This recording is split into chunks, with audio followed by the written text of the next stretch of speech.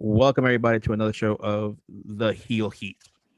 This is a special episode number 2, but it's a special one because this is the beginning, the preview of what we have is our brackets. This is the managers and valet bracket. Shout out goes out to people watching us on YouTube, those listening on podcasts, Anchor, so forth, Apple. Keep following us. There's more to come. It's here. It's Paulinho. It's Benny, and it's Jay. What up? What up? We're back. All right. Yes, fellas. sir. This is Yes, the sir. first of many brackets. We're gonna lead it off with the managers and valets. Let's get it going. So we're gonna go off with the matchups in no specific order. That way you don't know how it's gonna look. It's gonna be the same way when we put it on their Facebook page. It's in sequential order, so you don't know who is facing who in the next round. We know who is, but you won't know. All right. So let's start with our first matchup here. We have one of my favorites growing up while I was watching up is Bobby the Brain Heenan going up against Queen Sharmell. Now, if you grew up watching wrestling up in the 80s, you knew Bobby Heenan, you knew the Heenan family, and you knew the Weasel. That man is just legendary. It's like he in WWE, he was WWF, he was the manager you wanted to hate. So it's like, unfortunately, I don't think Queen Sharma's going to stand a chance on this one. I think it's just Bobby. He's my favorite to win it all. My favorite. Benny, what do you think? Let me put it to you like this. I started watching in the new generation era. That's pretty much where I picked up everything, right at the tail end of the golden era. So this was around the time when Heenan was transitioning over to WCW. But just in researching, just in going back, taking a look and seeing exactly how it was that he and the other valets and managers that we're going to be dealing with actually interacted with the superstars. You can actually take a look at the entire golden era and say that Hogan's rival wasn't Andre the Giant. It wasn't Roddy Piper. It wasn't anybody that he was actually in the ring with. It was Bobby Heenan. That man himself was the antithesis to Hulkamania. And as a matter of fact, if you take it even further, going into the WCW time, take a look at the clip of when Hogan turns heel and actually joins the NWO. Who is the only person that actually calls him out on it beforehand? Bobby Heenan. When Goldberg finally takes the title off of Hogan in '98, who is the one that is going absolutely insane in the booth? It's Bobby Heenan. So you're talking about a guy who basically carried his gimmick as Hogan's antithesis throughout his entire career, regardless of what organization he was with. I am sorry. I like Sharmell. She has absolutely no shot here. She has less than an ice cube and a snowball's chance in hell of getting past the first round. And to be completely honest with you, there's only one other person that I can really think that can actually challenge Heenan for the actually winning this whole thing. And like I said, we'll get to that one when we get to it. Okay. And the thing is, like, Sharmell, sorry, Jay, I'll get back to you in a little bit. We'll get to you in a little bit.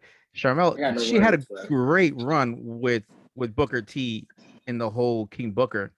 It was a great run. She did really good. I'm not trying to take anything away from her. But this is Bobby the Brain Heenan, the Weasel we're talking about here. And let me drop down the list for the members of the Heenan family in WWE. It is a Hall of Fame within itself.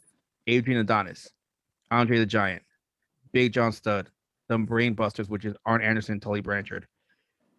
The biggest jobber the WWE had is Brooklyn Brawler, Harley Race, Hercules, The Islanders, King Kong Bundy, Mr. Perfect, Mr. Wonderful Paul Orndorff, The Red Rooster, Ric Flair, and Rick Rude, and Haku.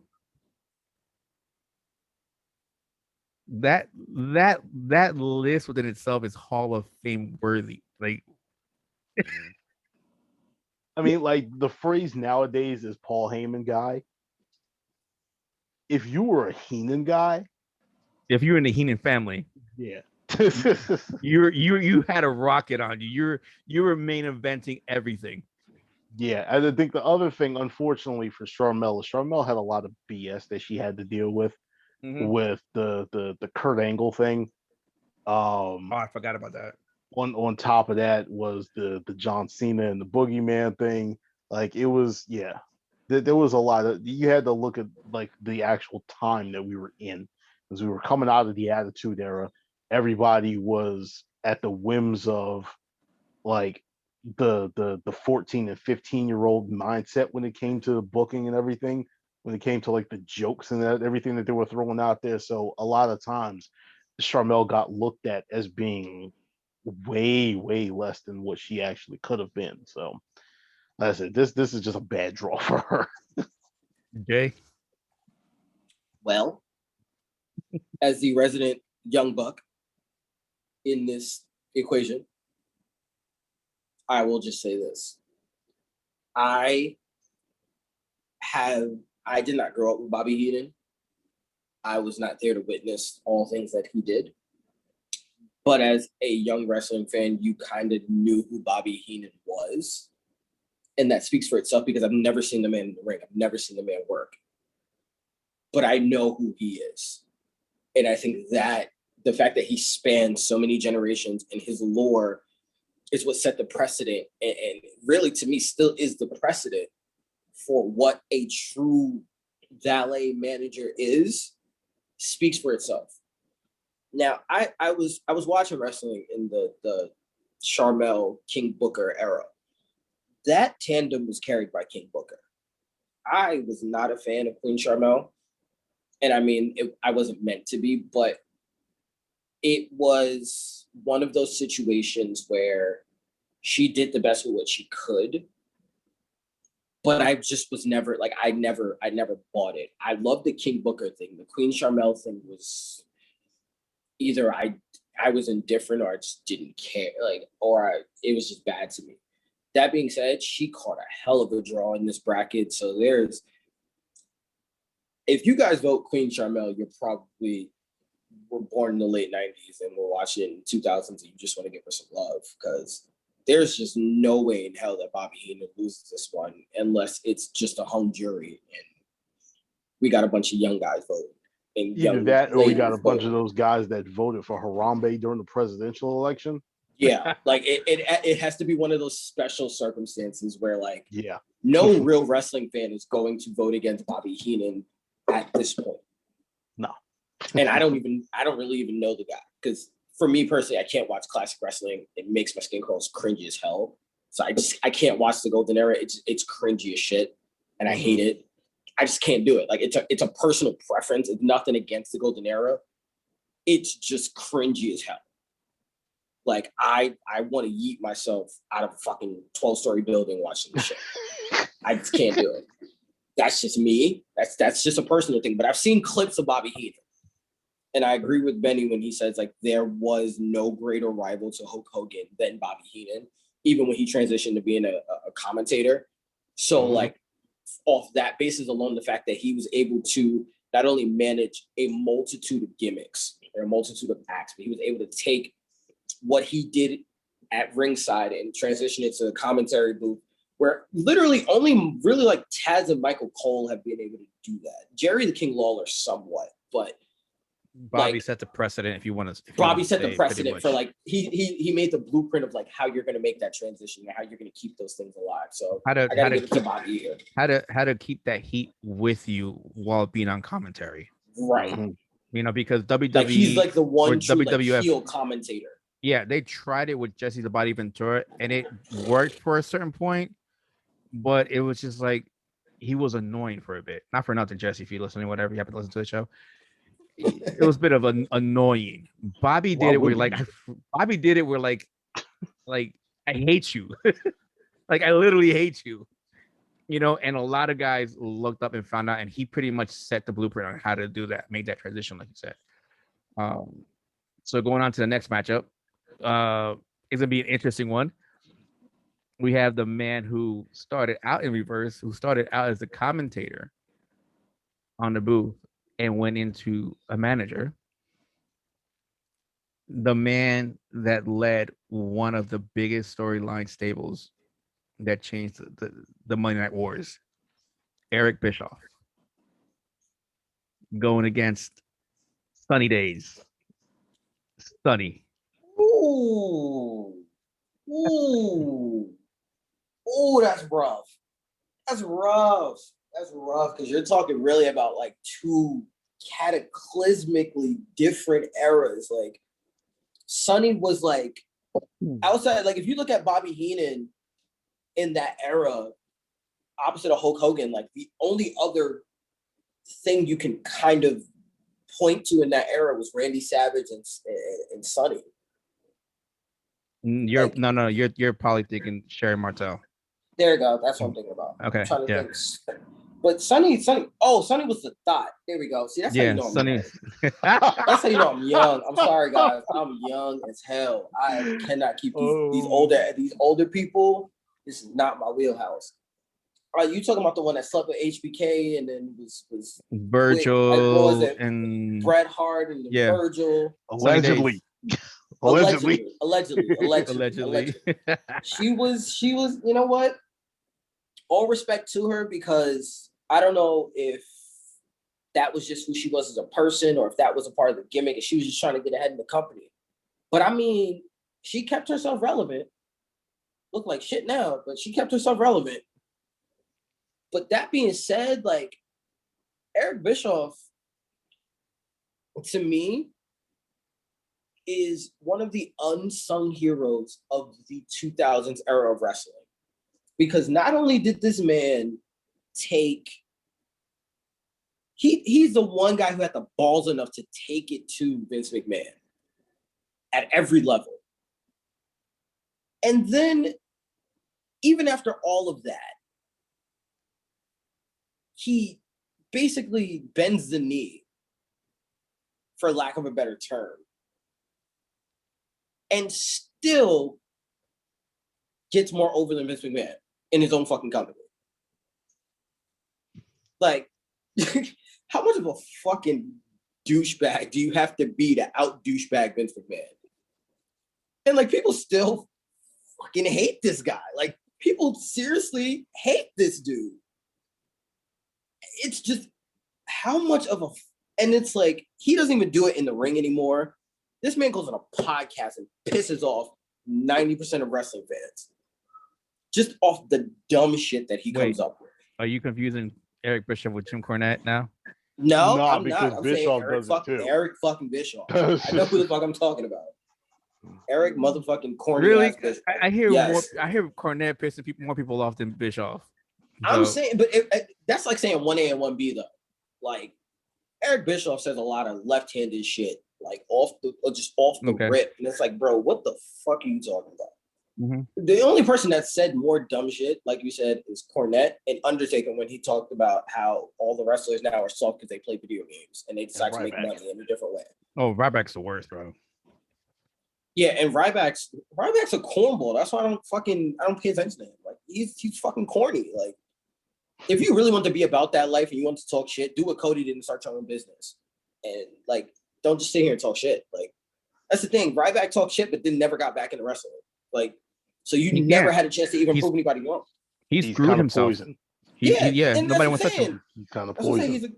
He's a fucking cornball. Like I said, he's a fucking cornball. So anyway, here's the thing. Eric Bischoff was just, for me, because again, I didn't grow up with Sunny. I just know about her promiscuous ways. Because I don't want to come off as insensitive to women. She was a dot. Sorry, she was a dot. She was a fucking dot. But with the capital T, capital H, with the capital T H O. T. She was a thought. She's not thought of his prime, but she's up there. Eric Bischoff was just a guy that, like, if you were struggling to pay attention towards the end of the Attitude Era, going into like the invasion angle, and like I never liked watching WCW, but damn it, when Eric Bischoff was on the screen, kind of had to watch Eric Bischoff, and it was like, God damn, I want to hate this guy, but I fucking love him.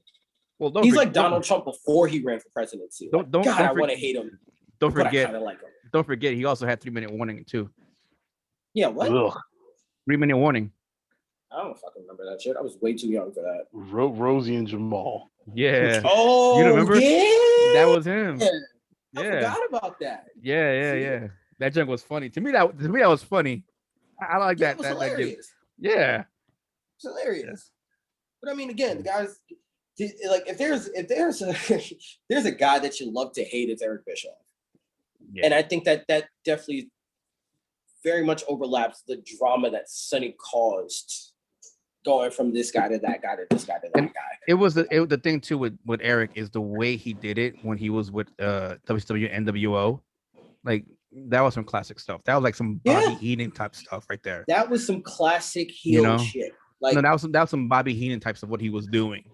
Yeah. And that was great because Bobby probably was walking him and coaching him through a lot of that stuff to make it work for him.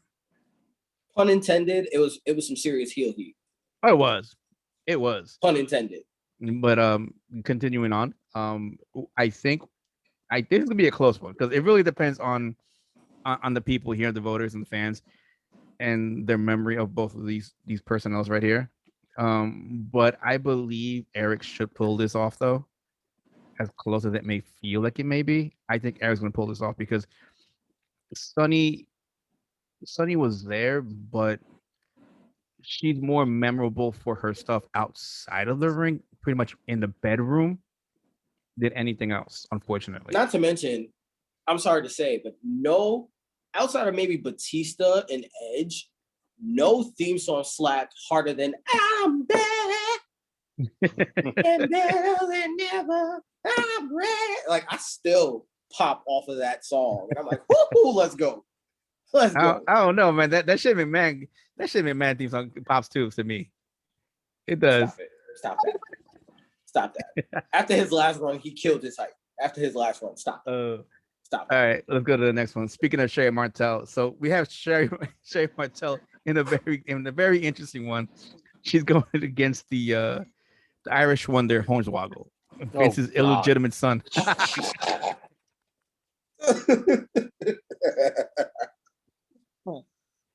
God,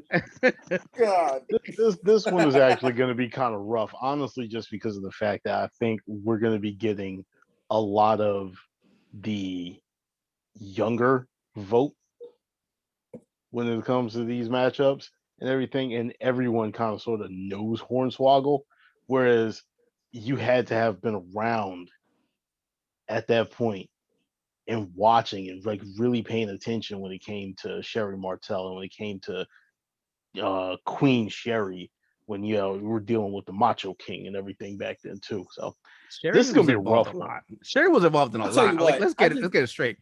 It was Queen Sherry with freaking the other one we were just talking about, Sonny. So that should tell you, if that tells you anything right now, like the younger generation, and I'm like a mid-core millennial. So like, people younger than me are probably going to be a lot of people, or people around my age. So I think Hornswoggle's going to run away with this one, just because Hornswoggle was funny as shit. Still is funny as hell. He was, and I won't take it. That whole Vince McMahon's son storyline was. But if you don't know about Sherry Martel, please look her up on YouTube. Please. Oh, you know, she definitely deserves some respect. But like, after literally like got in there with the men before China did. This is before China. She was wrestling men.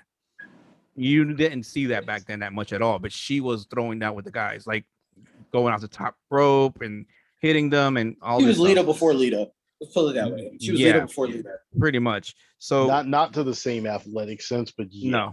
She wasn't out here flipping and moonsaulting and whatnot, but she'll give you a nice little body press every now and again, maybe a drop kick, throw an elbow and every now and again, spin your eye.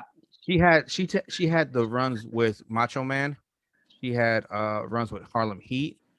Yeah, I forgot about Harlem Who else Heat does she because I have? always He's associate out here them making with Gap. coffee. Yeah. Oh yeah. I didn't know Yeah. about that one. Like, oh, he's out here making coffee. Mm-hmm. Okay. Yeah, she had some really good runs over there in both WWF and WCW. You know, what else was there? Who else did she have? Macho Man. I think did she have Macho Man in WCW again too? I can't remember now. That goes off. Probably. I mean, I don't remember. All I can say is don't Hornswoggle was just Hornswoggle.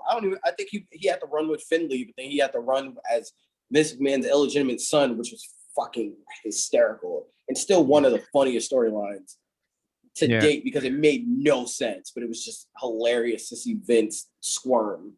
He was in DX for a minute.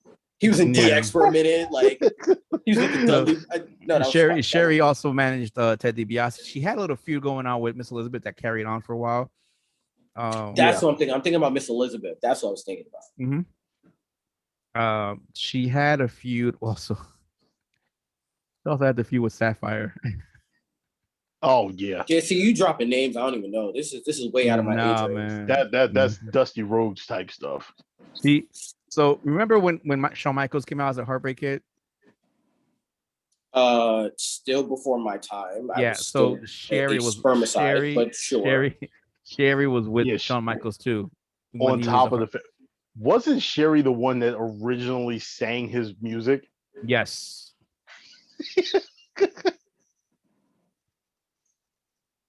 Bro, people don't realize Sherry Martel. Sherry Martel. I gotta look that up on YouTube. Sherry Martel, it's like there's a lot that she's done. People don't realize it. So that's what I'm saying. Like, if you don't know Sherry Martel, look her up. I'm trying to imagine somebody singing this song. I'm just a sexy woman. Sexy. I'm sorry. Oh, she managed Ric Flair in WCW. She managed. If you're listening to us, you're missing out. I think Jay just broke. Yeah, he just broke. He's just dancing over there, sexy boy over there. I mean, she had a pretty good run as a valet over there, in both WWE, WWF, and WCW. You know, before like Monday Night Wars and all that stuff. So like for a woman for her to do that, it's a lot to accomplish. You know. Mm-hmm. So yeah. You got anything else to say about this one, Benny? No. All right, so we're gonna go to the next one. We're gonna go to an interesting one here, where again we're splitting out generations. Vicky Guerrero and Captain Lou Albano. Let me jump on this one real quick. I legitimately only know Captain Lou Albano by name. I just know him by name. I don't know anything about his work. What I do know is that Vicky Guerrero, in the short amount of time that she was actually in the WWE, and this is all post Eddie passing, made herself into one of the best characters I have ever seen. So, like I said, because of the fact that I don't want to swing votes or anything like that, you know, I'm not going to be in there clicking and everything like that. But if I had a vote, Vicky's getting mine. And from everything in her work with Edge, the stuff that she did with Chavo, all of it. Even like when she was like the authority figure and she went out there and unfortunately had to have the little mud pit match with Stephanie. She even like the promos and things that she cut. Yeah. The promos and things that she cut when she said, if it was one thing I learned from Eddie, it was how to lie, cheat, and steal. I loved it. I absolutely loved it. So like I said, Vicky has my undying support in this matchup. Captain Lou Albano. Jay, I'm assuming you also know. Excuse me. Excuse me. Yes. Excuse me. Excuse me. I think she has that trademark. I don't know who this other dude is. I'm gonna let y'all old people have that one. And yes, I'm calling y'all old. I don't care. This is heel heat. I don't what I say. Vicky Guerrero to me is top 5 all time. I'm a top 5 all time. Simply because she was never a part of the business. She was a wife to one of the greatest and most underrated performers of all time. She came in because I believe it was one of those situations where she came in out of respect, kind of the way Dana Warrior came in. Mm-hmm. But then they asked her, it was like, do you want to do something? She's like, all right, I'm not doing anything right now. And created, like Benny said, one of the best characters out of WWE/WWF I have ever had the pleasure of witnessing. This woman made me hate her on a deep and visceral level, to a point where her voice, I physically react to her voice, where like my ear twitches, I cringe, I go up in a ball like, oh God, this woman. But that to me is like the epitome of greatness, where you can come back in any era and your voice resonates because it is that cringy. It is that iconic. And you can take a simple phrase, which very few people have been able to do, and make it iconic. This is gonna suck. That's all I'm going to give up. I'm gonna give my age away. But Lou Albano is one of the few managers that has been able to go from heel, a very good heel manager, to a very good face manager as well. It's very, very hard to do, because it's just like in wrestling. If you're a heel or a baby face, you could you could do either or, but it's hard to do both and pull them off both successfully. Mm-hmm. Okay, he's managed some pretty. His is not as heavy as Bobby the Brain Heenan's, but he has some good ones. You know, he had Ivan Koloff, The Rock, Don Morocco. Now I'm gonna lose Jay here with the list of names here. I'm gone. I'm already. Pedro Morales. Pedro Morales. That one I know. Bob Backlund. And that one I know too. And here's one. If I remember correctly, I think he managed Hulk Hogan when he was a heel before he turned face. For that short time. Yeah. Really? I think. I'm not 100% sure. He was also part of the beginning of the rock and roll era, which also led into the feud that started WrestleMania with Cyndi Lauper, Moolah, all that stuff. That's how old I'm showing my age right now, because I remember some of that stuff going on. So he was integral in all of this. You know what I'm saying? Because he had to be there. He had to walk with Cyndi and push Cyndi through some of the stuff that's going through. So he was pivotal at this point in time. Vicky Guerrero is something else too. We're talking about a woman that, like you said, Jay, she went from being a housewife to walking into the ring, getting on the mic right after her, like just before her husband died, and becoming a valet. And then out of nowhere, putting herself apart, having her own, like, let's not get it twisted here. Eddie Guerrero is a legacy right there. Mm-hmm. But what Vicky Guerrero was able to do was create her own legacy. Mm-hmm. You cannot say, "Oh, that's Eddie's wife." No, like that is Vicky Guerrero. Yeah, that's Eddie's wife, but that's put some respect on her name. Vicky, like, yeah, exactly. That's put still some respect Vicky on Guerrero. that name. Like, you know, no. I mean, put some respect on that one. This one is tough. This is really tough to me. Like, I get what you're saying about like the legacy of the other guy whose name I can't really remember. Here's what's funny.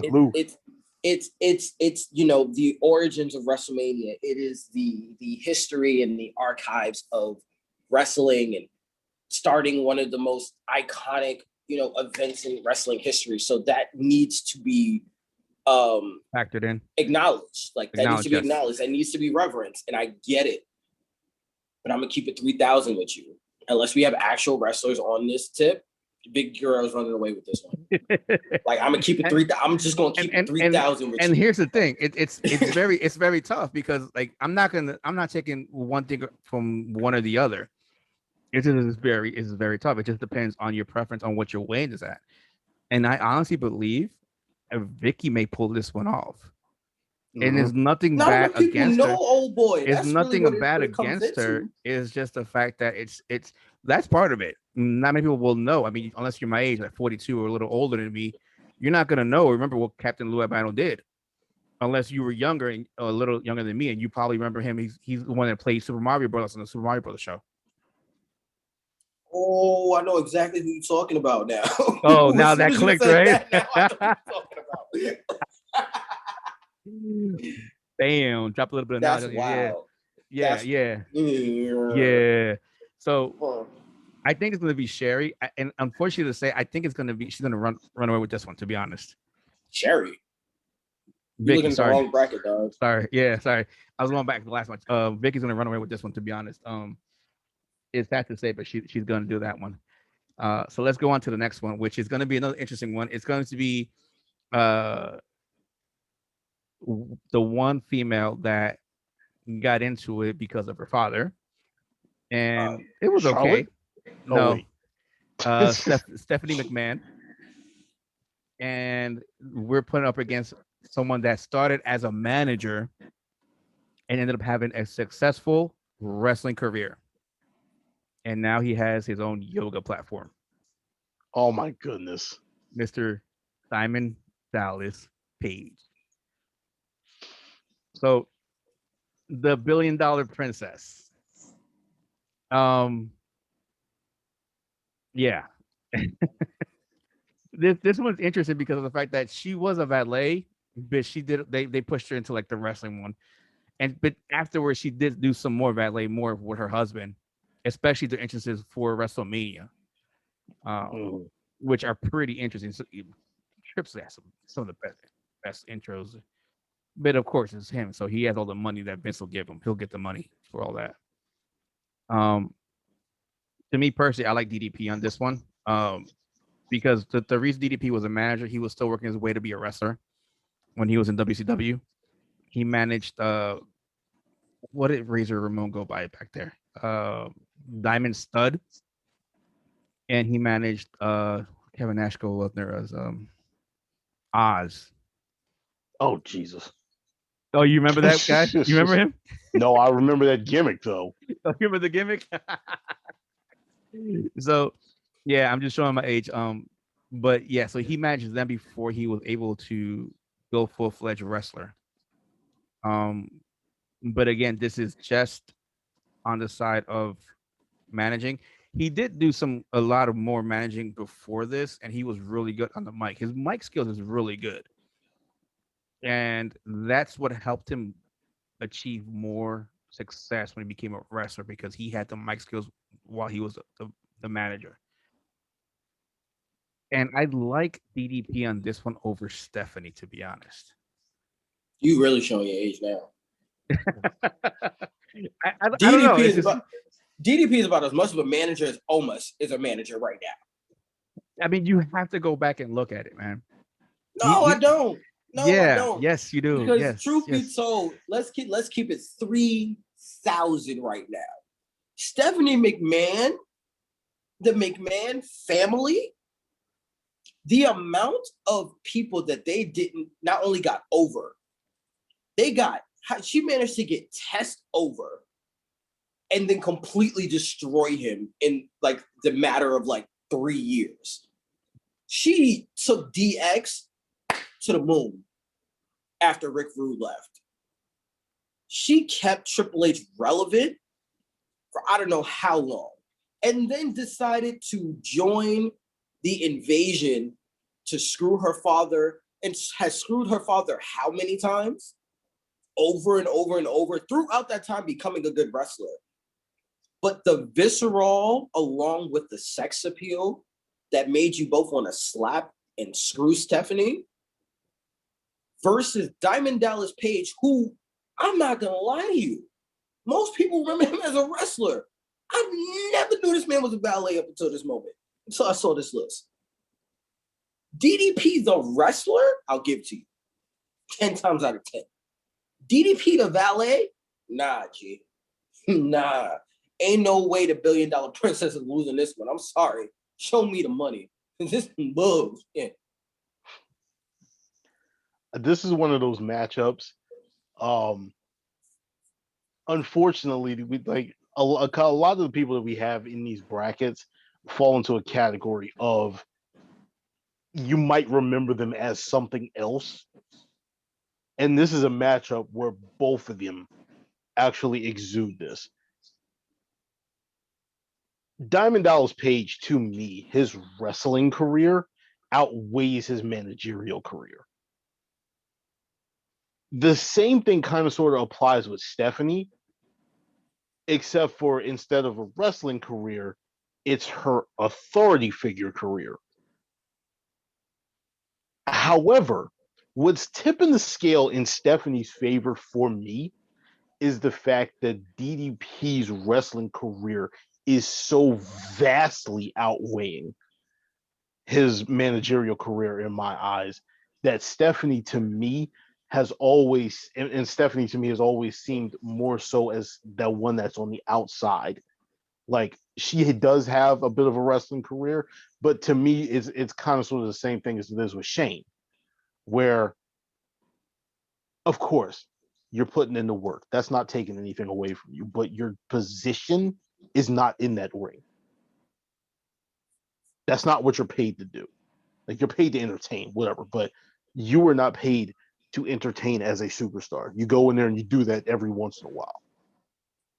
So to me, Stephanie gets that because of the fact that her performance, I want to say her overall presence is more managerial, more valet to me than anything else that she does, unless you want to say owner type thing. I don't remember a single Stephanie McMahon match. I remember plenty of them. Not a one. I remember DDP's match. I remember the Diamond Cutter, the early version of the RKO. Okay. That's what I look at DDP. I'm looking at the Diamond Cutter. Here's the thing. When he was doing the DDP symbol, all that stuff. That's him coming out of the crowd, hitting everybody with the Diamond Cutter. I don't remember nothing about Stephanie in the ring. I remember her wearing the white shirt with the red letters in front of a specific area that looks very appealing for me as a child. And I realized I may be going through puberty and something's happening in my body and I don't know what's going on. It didn't help too when Chris Jericho told you that she grew up as well too. Oh yeah, that too. And then the whole segment. Triple H and Stephanie's promo together. Triple H and Stephanie's promo together that I will never forget because it's the best insult in my life. When she called him that, he said that he came up a little short, and then this man came back with the best line that I think we need to bring back. He said, "You'll always come up a little short if you're driving a 747 into the Grand Canyon." I was like, bro, I'm using this on everybody in school. Everybody getting the smoke. We coming at him hard. That's the stuff I remember from wrestling where it's like everybody's getting to suck it, and every girl is getting, don't talk to me about my size because you're a Grand Canyon. And if you don't know what that means, I got 2 words for you.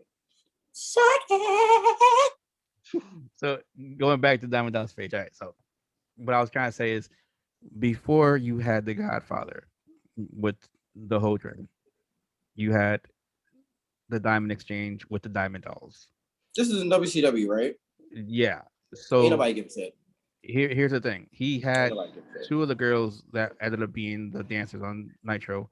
One of them which ended up being his wife. He had, to which I will always applaud him for. Yeah. So he had like a bunch of girls, like a 1, 2, 3, 4, 5, 6. He had in his stable. He had Kurt Hennig.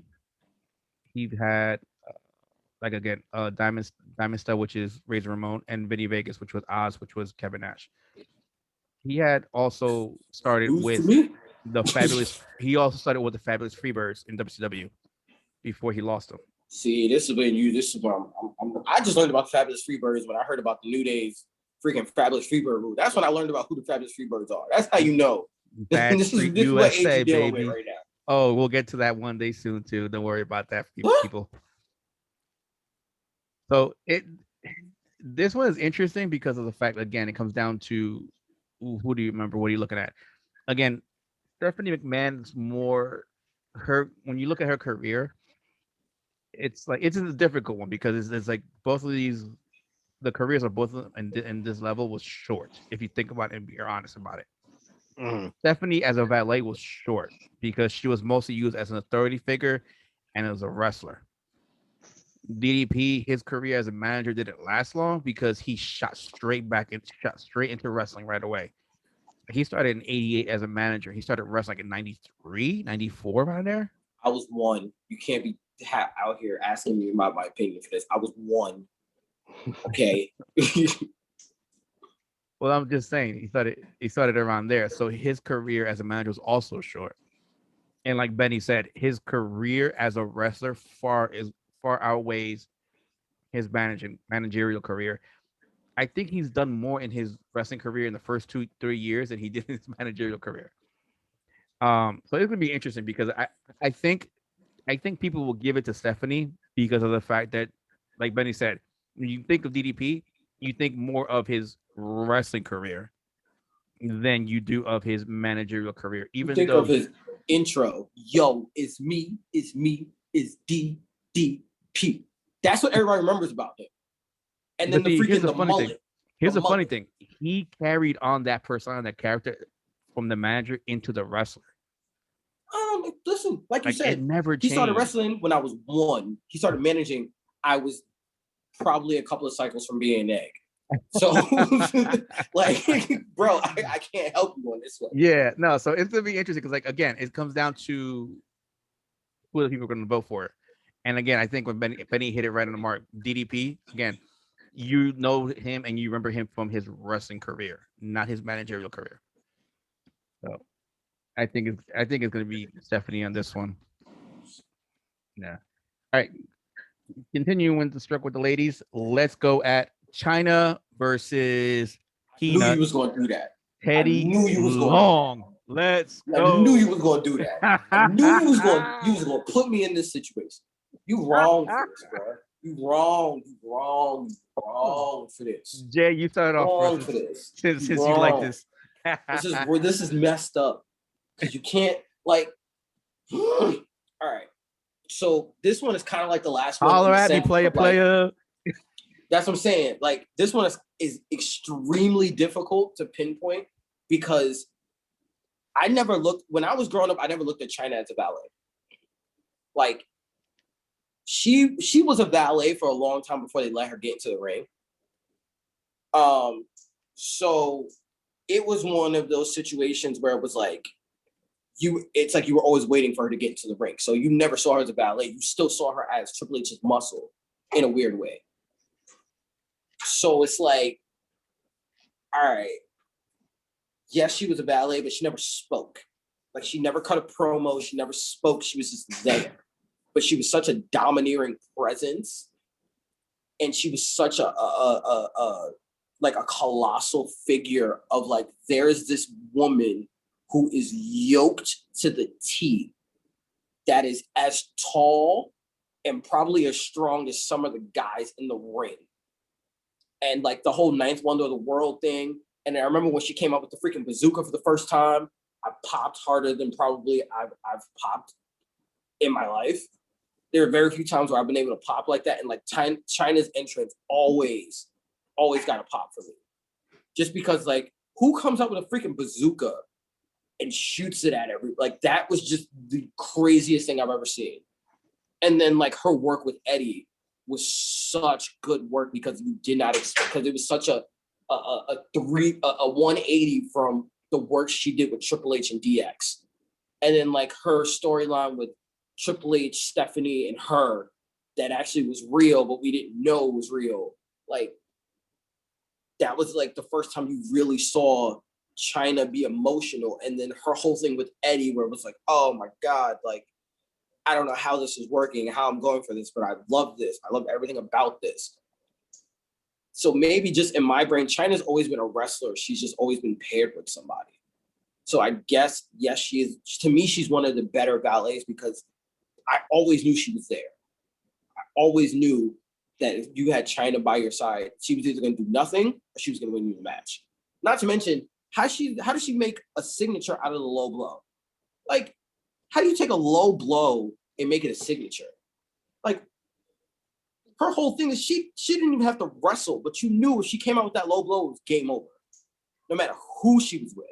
And it was like, I didn't even realize how I was like pro-feminist watching this as like a 7-year-old. But like, that was my first introduction to like real feminism. And I'm like, fuck yeah, let's go. And then there's the other side where it's Teddy Long. Well, I remember Teddy Long as a referee who then came back with the, the holla, holla, holla. But I remember him as an authority figure, like the general manager of SmackDown. I don't remember him too much as a valet. And I don't know if that's one and the same, but I remember him in a time where you needed that kind of, for lack of a better term, representation, because there have been so many white guys churned out as like managers. He was such a cataclysmic shift because he was unapologetically, he was like that old black uncle that you had where you just wanted to tell him to shut the fuck up, but he was also fucking hilarious. So like, this one is tough. I don't have a pick here because I don't feel like there's a wrong pick here because they both have extremely positive points with very little negatives. That's where I'm gonna leave. But that's my case for both of them. Okay, so let me speak on Teddy Long. So Teddy Long, yes, you're correct. He was a referee. He started off as a referee in WCW. That's what I remember because he was the only black referee. And I was like, hey, there's a black guy. So here's the thing. So the thing with Teddy Long, he started as a referee, and it was a storyline. He was a heel referee. Fast counted for a few matches, and then he ended up becoming a manager. He ended up managing Johnny B. Bad, which was Mark Merrow back then over in WCW. One Man Gang, the Skyscrapers, which was, get this one, Sid Vicious, Dan Spivey, and Mean Mark Callis before he was Undertaker. Marcus Bagwell, True Cold Scorpio, Ice Train, which was Mark Henry before Mark Henry, and he didn't work out for WCW, so he didn't come out. That's why you don't know much about him that much. He also managed Doom, and if you know Doom is pretty much Ron Simmons and this is called Butch Reed, and they won a tag team title. So he has some good teams that people that he's managed himself. Is again the top tier is Bobby Heenan, and I don't know if anybody will ever get to that level again, like the Heenan family. But Teddy Long, his in WCW wasn't that bad. Now, when it comes to when he came over to WWF or WWE, they did it again. They followed the whole storyline of him being a referee and then turning heel and then becoming a manager. I don't think his managerial career in WWE was as good as it was in WCW, to be honest. And then they put him into that whole role of a manager, general manager. China, on the other hand, China we're looking at here is somebody that when the women were gone, she was the first woman back. You know what I'm saying? And then Lita came by, and I forgot who else afterwards. But China was first. Trish. Okay, thank you. So in a way, you could say China led everything. She revolutionized everything for women. She brought the women back into it. Because at a certain point, you didn't see women in wrestling anymore. I mean, you saw Sunny, but like they were there just to stand around and look pretty and not do much. China got involved. So Hey, I gotta step off for a half a second. I'll be right back. yeah. So this is going to be interesting because of the fact that it's like you're looking at both of these, and I think China is going to pull this one off because of the fact, again, if you are not aware what Teddy did in WCW and in the early days of WWE, you're not fully aware of what he had done and who he's managed and how he's done. He didn't do a great job, but he did something where he made you like him or he made you hate him. But he didn't get that heat though that like people like um Bobby Heenan got, Bischoff got, Vicky got. Who else do we have here? That we said. He didn't attract that. One kind thing of I'll heat. give. One thing I'll give Teddy. He got the American Badass Undertaker over better than anybody else in the company at the time. It's literally every time you piss him off, you're gonna have a match tonight with the Undertaker. Every like 2 Thursdays. I'm Right. like, bro, Undertaker was working overtime to make sure y'all look good. Yeah. So and that's the thing. So I think China's gonna pull this one off because of what she's done for the company, and I think it's gonna be like a little kind of the same as Stephanie, where you're gonna mix both what she did as a valet and everything else afterwards in the same. But even then, as a valet, like she still did a lot. She was like she had men quivering, if you like to say the word on the kayfabe side, because of her size. And it's fine. Story wise, it was fine. You put And she that got out two there. of the greatest of all time over. And Chris Jericho and Eddie Guerrero. She helped those guys helped her get over, and she helped them get over. I forgot. Two of the greatest intercontinental. Like she got Eddie to the moon. That whole storyline with Set him up Eddie to be a and, main and eventer. Latino Heat, that was another thing, like on its own right there as well, man. It's like I know And then everybody's seen that as so that was just great right there. And then her feud with Jeff Jarrett and her Intercontinental title feud with Jericho, to me, is still one of the best Intercontinental title feuds in like the last 3 years. Mm-hmm. Benny, what do you think? China and We still the same one. Yeah. It's another one. It's another one. I honestly did not know that Teddy Long was a manager until I went back and saw some of the managerial stuff that he did pre WWF or pre brand split type SmackDown stuff. Because to me, I will always associate him with the referee gimmick, and then on top of that, Theodore Long coming out, it's the Mac Militant, holla, holla, holla, all of that. That's what I associate Teddy Long with. However, China is another DDP for me. Whereas, to me, her wrestling career, for however short of a career was, her wrestling career outweighed the stuff that she did as a valet.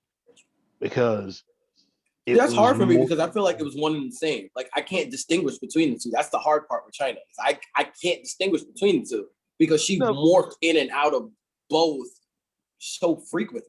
Well, in her case, because of the fact that she was sitting here and she was actually on both sides a lot, it's kind of sort of it's easy for the two to merge with each other. It's just that I'd always, even when she was a manager, I always saw her as too much of a physical presence to actually be just a manager.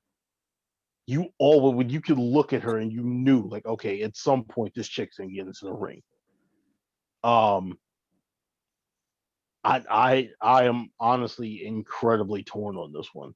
I do not know who's gonna go forward on this one. So you get me. You get where I'm coming from with this. Cause yeah, this is that's what I'm saying. This is tough, man. This is a tough one to me is probably the roughest matchup out of all of them. Nah, man. I got like a couple more that'll probably have you pulling your hair. I'm looking at these matchups. That's probably that's the one. That was the one for me. I'm like, please don't talk about this. Because that's my heart and my soul. Like I can't. I'm a big China guy. Like China was the one that brought me into puberty when she did the Playboy color spread, because that was like the first Playboy I ever had in my life. Like that was the one. Like China holds a special place in my heart. All right, so to me, Teddy Long was, I felt, WCW kind of pulling something off to copy what WWE was doing with the next person we have here, which is Probably if you were Slick. yes, Mm-hmm. Slick. We have him up against Melina. Now, if you don't know about Slick, you need to watch Slick. Slick Apparently, I is need to watch Slick because I don't know what the fuck I'm talking about. you have to watch Slick. Slick, he was your smooth talking brother, pretty much, that they put on TV. What the hell was his name? Slick. Like, you know what? I'm gonna leave that one alone because This, you know exactly why his name was Slick. Stereotypical black pimp type it's character. Vince McMahon in the 80s. I ain't gonna But say the thing nothing. is, I ain't but the gonna thing say is, it, if but I you know what it watch him is. though, if you watch him, if you take all that and just watch him for what he says and what he does, you will like him. I loved Slick. The one thing I hated was when they made Hakeem the Dream. Who was he before? Oh, you throwing it back. Who was he before? Do you remember who he was before? You mean when they changed Was that what One the Man hell Gang? was his name? One Man Gang. Yeah. When they So it was changed him One to Man the Gang. African Dream. Yeah. Hakeem the Dream. 0.3% African blood. That's when I was like stupid. The One Man Gang became Hakeem the Dream because he found out he was part African somehow. I don't know. So he had in his stable, he had Hakeem the Dream, he had and the Big Boss Man, the Twin Towers. Mhm. He did great right there. You That know, was he was yeah. It was during the Mega Powers. Oh yeah. he also had he also managed Rick Martel. He also managed the Warlord, and then he also managed Power and Glory, which ended up being Paul Roma and Hercules. Yeah, I see you, Jay. I see you. We're going back. You know what just messed me up with that one? And I don't want to get too far off on it, but every time I hear the name Power and Glory, I immediately jump and completely screw it up and go to the Allied Powers, which, if you remember, was Lex Luger and the British Bulldog. I don't get it. I don't know. I'm weird. So then we have all right. So we got Slick and we got Melina. Melina, which pretty much was just with Eminem, right? Was she with anybody else? Because after a certain point, I just stopped watching wrestling. So I just remember her with Mercury and Morris. I don't believe she was ever with anybody else. Went solo. She went solo. Yeah. Okay, so this is going to be an interesting one because again, if you don't know Slick, you need to watch Slick. You need to watch his promos. You need to watch how he works with his guys. He was, again, the managers back in the 80s. That was something special compared to what transpired afterwards. And I will say this now: if you watch anything from the 80s, an 80s manager will win this tournament. They should win this tournament. Melina, I don't remember much from her because after a certain point, like in the 2000s, I just stopped watching wrestling because it was just like after the Attitude Era, I was just like it was just slowly downhill for me. I just stopped. So I mean, you guys have to school me about Melina, but for me right now, I like Slick in this one personally. For me, I'm gonna be 100% real with you. Slick has this. Melina, not taking anything away from Melina, but Melina as a manager was more of an entrance than anything else. If you pretty much ask anybody about Melina's time as a manager, the only thing they're going to talk about is the entrance that she made, where she does a split, she goes under the bottom rope. That's pretty much it. Like I say, and then after that, like she transitioned into being a wrestler, and she had, a pretty decent career or whatever. But this was at a time when they didn't really give a shit about women's wrestling.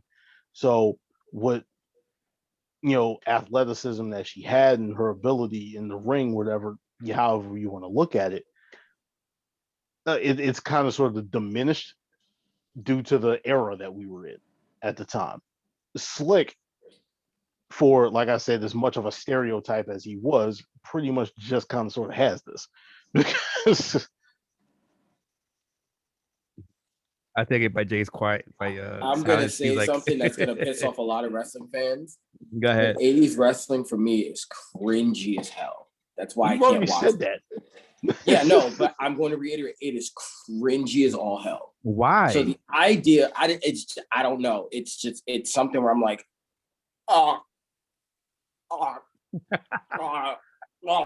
like that's my reaction to it. I'm just you know why I can probably pick it out for you. You started watching around the Attitude Era time, right? I started my introduction to wrestling is the Attitude Era. Yeah, that's why. Because That's the why. 80s and the new generation were very, very cartoonish. Yeah, and that's my thing. Anything 80s makes me cringe though. Like most things from the 80s, outside of like 80s rock, makes me cringe, and 80s hip hop. So it's like, even though hip hop really started in the 90s, but we're not gonna go there. Anyway, it's one of those situations where like you said, Melina is known for that entrance. Melina to me was like Selena. What they wanted Selena Vega to be was what Melina was, but Selena had better mic skills. Mm-hmm. So I think like that's kind of how I look at it. Like Melina was an earlier iteration of Zelina Vega with less mic time. But like this one, I can't really give you an opinion because like you said, Melina wasn't really a manager, but she definitely did play up to like everything I remember about what the trope was for Latinas in like that atmosphere. So like she was like the different color highlights with like the hoop earrings and like the fur coat. So like she's my like the memory of her, and the reason why I think she's even considered on this list is because of how memorable she was. But that's really because of the entrance. So I can't really say that her work speaks for it because it doesn't. I think her work as a wrestler speaks a lot more to how talented she was versus her. She was eye candy with Eminem, which again goes with the name. So I'm gonna give it to Slick by de facto, but I've never heard of this man until now. Like I've never heard the name. I have no idea who this man is. But by default, because I know Melina was eye candy, I'm gonna give it to Slick. I don't know about the people who are voting for this because most people may remember Melina and the entrance for us young men at that time was what we watched wrestling for some nights because it was so terrible. So her entrance was what we waited for, and then we turned it off after they came out. So she may win off that alone. Just saying. Don't be surprised with the win here. Okay. So because you have an issue with the 80s, look at the 80s. Let's get the 80s out of here. Let's go. Please, because you're killing me, Smalls. You're killing me. All right. So let's go with next one. Mr. Fuji and Deborah Marshall. Mr. Fuji. Here's the thing with Mr. Fuji too. I didn't grow up with Mr. Fuji either. No, I know. Mr. Fuji was one of the most gangster freaking managers that I've ever had the opportunity to go back and watch. This dude gave zero fucks. He was a wrestler first. He was a wrestler. Funny as hell. Mr. Fuji was one of those dudes where it's like if you wanted like an anti-Mr. Miyagi, it was Mr. Fuji. And I think that's what I remember about Mr. Fuji so much. He's like the anti-Mr. Miyagi. Like if you wanted that peaceful, nice person to give you advice, you go to Mr. Miyagi. If you want somebody to fuck somebody up for you and set some shit up, you go to Mr. Fuji. I love Mr. Fuji. Always love Mr. Fuji. Not to mention his run with Yokozuna was hilarious. I love it. Oh, yeah. Love it. Now, he is, let me check again. Deborah. The only thing I remember Deborah for was her run with Jeff Jarrett and her being Austin's wife, which I actually really thought she was. I think she really is Austin's wife. Yeah. I don't know if they're still married though. They might. Yeah, I think they're divorced. I don't think know. so too. I don't know about their marriage But, together, but like, I agree. I just remember thinking one year, like, oh yeah, she's really hot, and then the next year, like, really maturing as a young man and looking like, ooh, she's really all boobs. There's nothing else there. So, like, and then hearing her talk, I'm like, oh, this is hard to watch. Like, bless her heart, but this is hard to watch. But I remember her run with Jeff Jarrett, and she had like that country twang, and she was really pretty, but Jeff kind of played off of that. But I think this was really like an era of like eye candy versus talent. Not to say she wasn't talented, but she was more eye candy than anything else. And Mr. Fuji's so iconic that to me, Mr. Fuji should far and away run away from this, because for most people, I don't even think they remember Deborah. And that's the biggest. I don't feel like she was memorable. Like, she was one of many, because it's like, yeah, there was Deborah, but then there was also Tori. There was also Sable. So it's like, there were other women at that point where I'm like, ew, versus Deborah. You know? And Mr. Fuji was just like, that's that dude. Like, Mr. Fuji was that dude. And I didn't understand what he was saying half the time, but he was just funny as hell. And like, he's like, and like, only thing I can think of is he's like bowler hat guy from Meet the Robinsons and like Mr. Miyagi. Odd Job from Bond, James Bond. And Odd Job from Bond. Like that, like, it's like this weird mix of like weird supervillains. And that's kind of why I liked him so much, because he was this weird, like, maniacal supervillain, but was funny as hell doing it. Benny? I go a little further back with Deborah. I actually go back to the Four Horsemen days within the WCW, when she was with Mongo. On top of the original feud between him and Jeff Jarrett, with Deborah being involved in it and everything like that. She never really impressed me. There's just something about a manager that's supposed to stand out, and make them kind of sort of unique in the situation that they're in. Now, granted, maybe this is just because of the fact that the situations that she found herself in, meaning when I first learned about her, she's involved with the Four Horsemen. And then after that, she ends up in the WWE and she's married to Stone Cold Steve Austin. Like, it always seemed as though she was overshadowed in the position that she was in. So she never really jumped out to me. Like I said, nothing against her work. From everything I understand, Deborah was out there doing absolutely everything she possibly could with what she was given. However,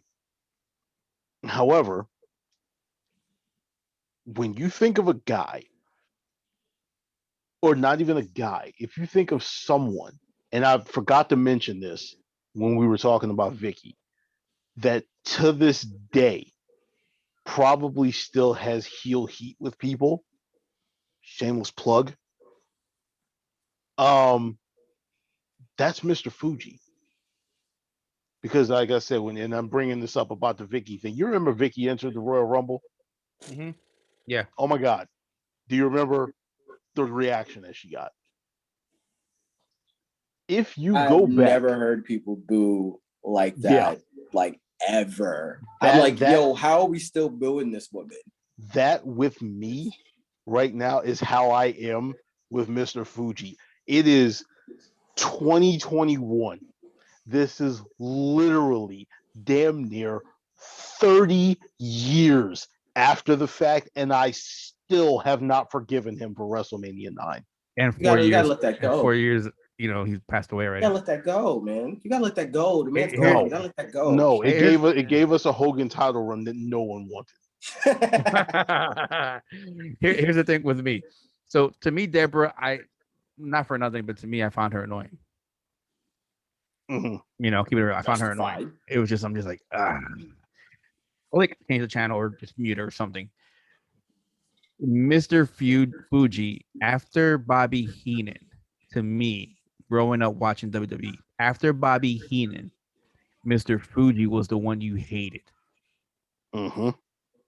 This man, watch what I'm about to say. This man made a team go from face to heel while he turned his back on the team that he was managing. In one moment, he did that all on his own. 1988 Survivor Series. He was managing Demolition.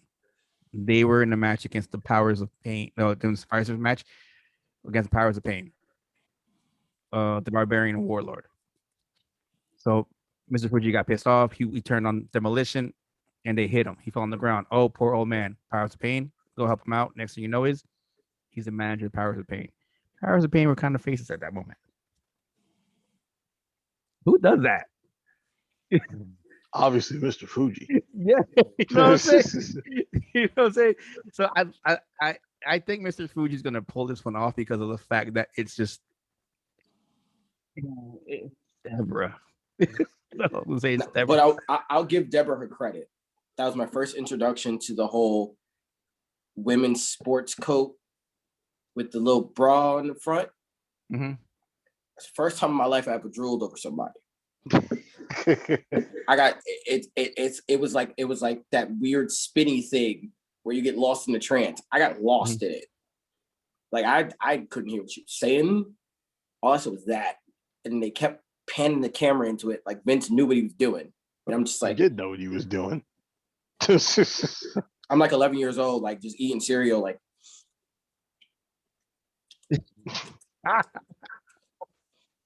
It's like, why is the milk spilling? Shh. Like, listen, at that point we all wanted mother's milk. That's all I'm saying. I'm gonna put it that way. Yeah, terrible. Yeah, Mr. Fuji should. What's the name of this show? We ain't no faces out here. It is the truth. No faces out here. What you think this is? So at that point, pretty much, I don't see Mr. Fuji losing unless you have some fascination with I Can't Deal with Deborah Marshall. You know, so which I wouldn't blame you for whatsoever, but you know, it's like you said, she's all breasts and that's it. But I mean, so going on to the next one. Let's go with let's see here. Okay, let's take a break for a moment where we have a manager and a valet. Let's just do two managers. Let's do Jimmy Hart and Kevin Sullivan. Y'all could take this one. I have no idea. Okay. That's what I got to say on this one. I don't know. Yeah. I am truly sorry for taking it here, but as Jay just said, what's the name of this? The heel heat. Jimmy baby. Hart. Let's go. Jimmy Hart has to take this solely for Kevin Sullivan being the catalyst to everything that happened with Chris Benoit. I have nothing else to say. Well, damn. Here's my thing. All right. Damn. Kevin Sullivan had the Dungeon of Doom. It was a weird group. It's just weird. It was out of its mind. I don't know. He was a booker, promoter, all that stuff. It's just, I was never a Kevin Sullivan fan. And I watched him from the beginning. So he had what was called the Varsity Club, and I mentioned to you guys before earlier, a few days ago. I mentioned in our chat, they should do like a Varsity Club. The Varsity Club was pretty much Mike Rotunda, Ray and Bo Dallas's father, and he was with Rick Steiner, and I think there was another one too. I can't remember exactly. So they pretty much played it off because they were college wrestlers. So they wore their X-Pac because he's in every other faction. So they wore their college Letterman jackets. After that, he went and made the Dungeon of Doom, which was one of the weirdest factions ever to live. I mean, like, it was weird. If you look it up, you're like, what is this? What is this? Is Little Shop of Horrors? what is this? You know, it made no sense, and it was all him because he was writing for WCW at that point. Jimmy Hart, bless his soul. I've seen him down here in Florida a few times already. Um, I want to leave that man alone though. Was annoying with that megaphone, and he was first a heel manager that somehow overnight became a face manager. And an annoying one. I don't know which one was more annoying, his heel run as a manager or his face run as a manager.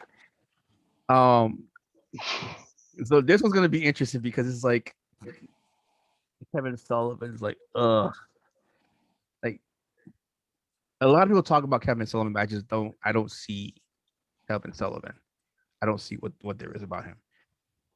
I'm gonna go with Jimmy Hart on this one, just for the fact that he had what he had the Hart Foundation before it was the beginning. You know, before anybody knew who Bret Hart was. You know, he had the second iteration of the Hart Foundation, Jim Neidhart and Owen Hart.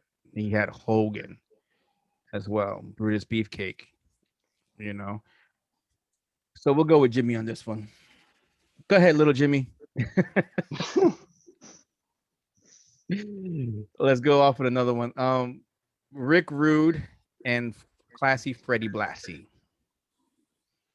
And Jay's gonna look at me like, who is Freddie Blassie? Freddie Blassie. The thing is, I've heard the name before. It's the same thing with Rick Rude. I've seen like small clips of like Rick Rude as a wrestler and Rick Rude, who like was one of the original managers for DX. Like, I discovered Rick Rude was a manager around the time that like Bobby Roode came to WWE.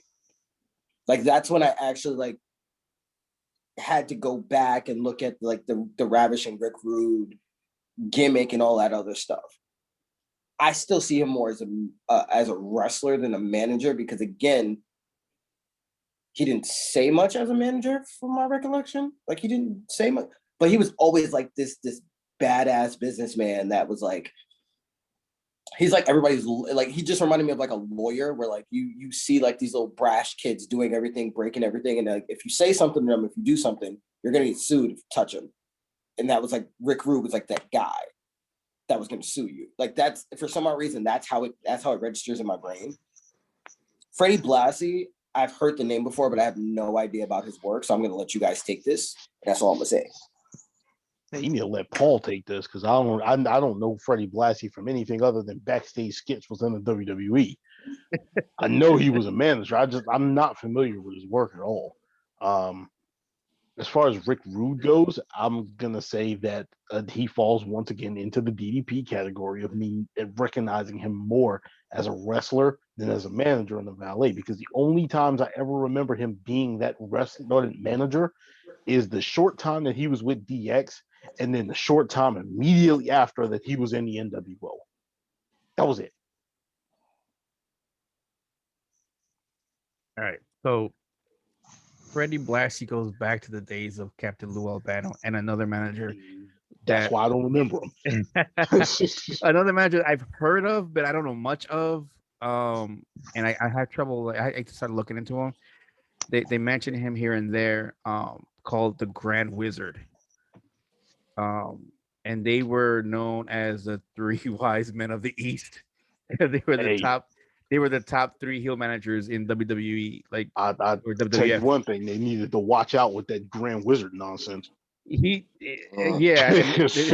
thing is, the guy was like, he was Jewish, but he did it as a snub towards the KKK. Apparently. I respect it. So yeah, so like I said, there's only so much I know about him. I need to look more into him. That's why I didn't put him in here, because I don't know much of him, and I was kind of like, I was iffy on putting him in this bracket, but I just kept him off. But going back to Freddie Blassie, so Freddie Blassie, he has also a nice stable that he managed.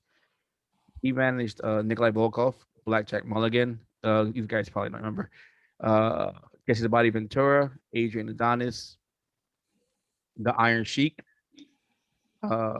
That actually is a pretty beast for the stable.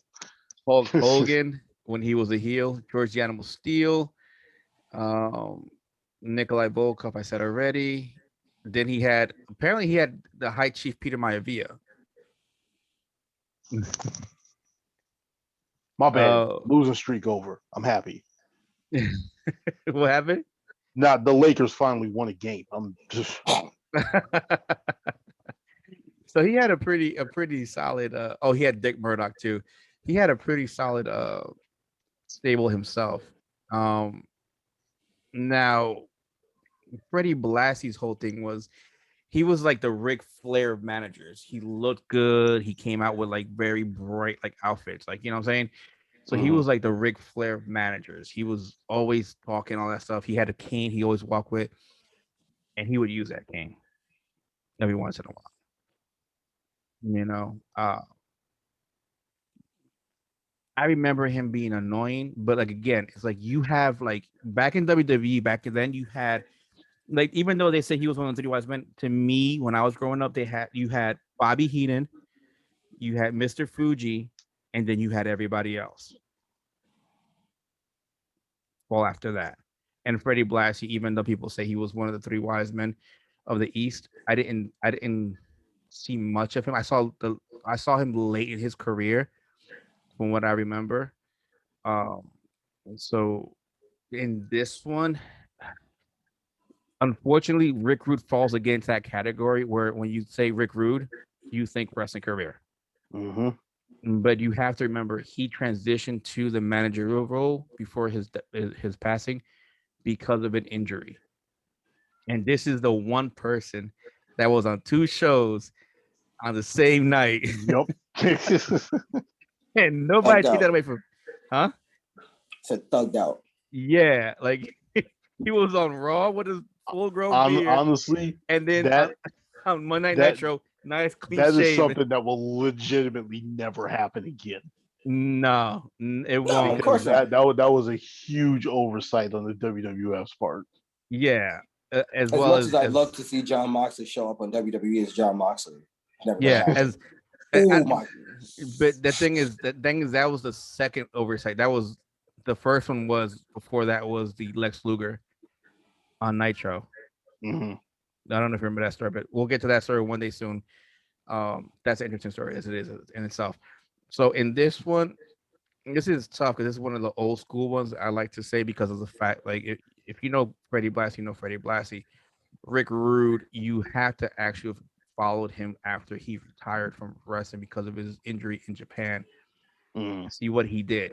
He gave DX something more when he was there, you know. And then when he came to WCW, he did a little bit, but it's like the fact is that for them, it was like you can only do so much with him because of his injury.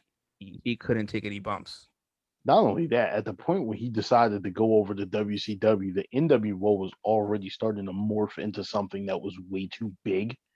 So he kind of sort of just had to, not even had to, he kind of sort of just got absorbed into this amorphous blob that was the New World Order at the time. Yeah, he got lost in the shuffle pretty much like everybody else did. If your name wasn't Hogan, Kevin Nash, or Scott Hall, you know, or Eric Bischoff, sorry, well, wait, what was his name in there when he went to Six? There you go. Thank you.